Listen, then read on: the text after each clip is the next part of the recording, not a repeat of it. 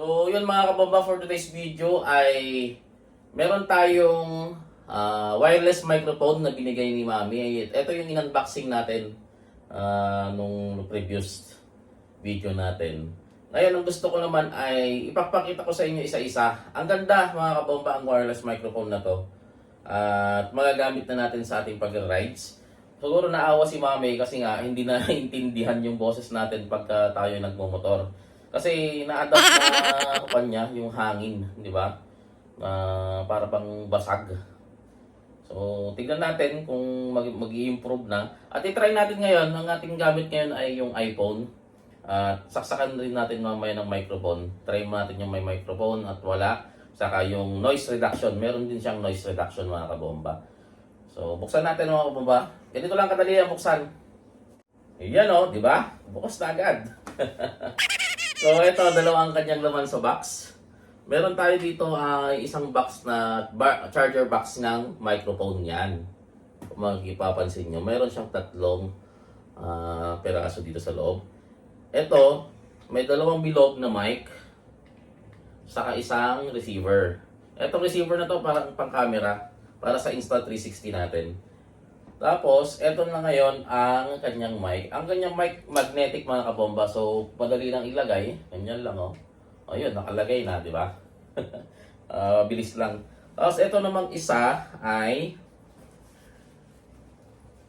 andito yung mga kanyang wire. Tapos, meron siyang ayun oh, may pang kwintas. Para kung gusto mo siyang itago, pwede, di ba? Meron din siyang pang ipit. Ayan, pang ipit, pag iniipit lang dito. Pang kwintas din, pwede rin. Ganda. Ayan o, pag kwintas. O, pwede mo yung kwintas. Pasok po sa loob. Hindi nakita, di ba? Ayan. So, eto rin, meron siyang adapter pang Android saka pang iPhone. So, try natin mga kabomba. So, ito mga kabomba, ang boses natin or yung sounds niya pagka naka-microphone tayo. Tapos, itry din natin yung noise reduction. Nandito tayo ngayon sa kwarto, medyo maingay kasi may yung aircon sa katong CCTV naka-on. Ang tunog niya, parang may nag-e-echo. So, itry natin ng noise reduction.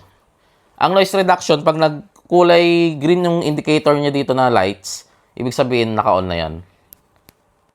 Yan. Yan naman ang noise reduction. So, mapapansin nyo may pagbabago, no? Pindutin pa natin isa, ibalik natin sa original. Yan. Tapos, ibalik natin sa noise reduction. So, yun. Kung mapapansin nyo, di ba? May pagbabago yung sounds. Yan. Ngayon, excited na akong gamitin to sa ating pag-rides. Siyempre, gamit natin to sa pag-rides doon sa Insta360 natin. Hindi ko alam kung ano mas maganda. Siguro kung noise reduction naman natin, baka hindi naman na marinig yung pagbobomba. Siguro lagyan na lang natin ng cover. Ito, para at least hindi pasukan ng hangin or mai-record yung sounds ng hangin. Yun yung isang na nakakabasag sa boses eh. Nakakapangit. At least para clear, no? Tara mga kabomba, try natin kung ano bang talaga ang mas maganda na setup na gagawin.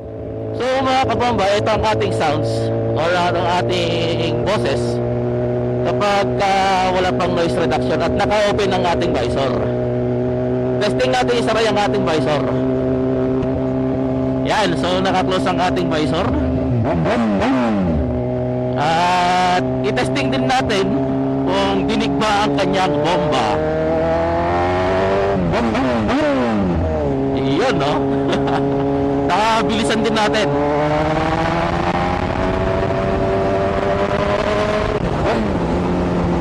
Yan. At ngayon mga kabomba, itry naman natin yung noise reduction. Yan, so yan po ang noise reduction. Kung mapapansin nyo, bukas ko po ang ating visor. Yan, nakabukas ang aking visor. At itry din natin yung nakasara ang visor. Yan, nakasara na ang ating visor. And hello, mic test, mic test. At try rin natin magbomba kung dinig.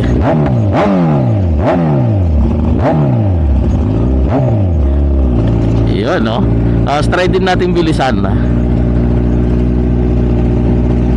Yan. Try rin natin bilisan.